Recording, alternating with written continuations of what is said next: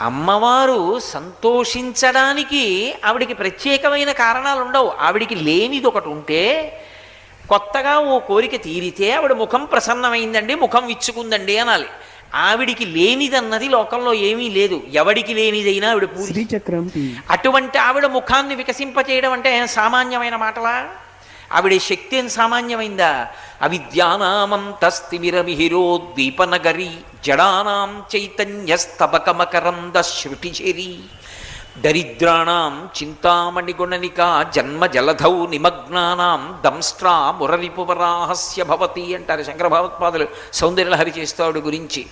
జడానాం చైతన్య స్తబక మకరంద శృతిఝరీ. ఆవిడ జడుడు అంటే వాడికి దగ్గరికి వెళ్ళి మీరు ఏదైనా చెప్పారనుకోండి, వాడు ప్రతిస్పందించడు, అన్నీ వింటాడు. కానీ వాడు మళ్ళీ ఆ పని చెయ్యడు. ఎలా ఉంటాడో అలాగే ఉంటాడు.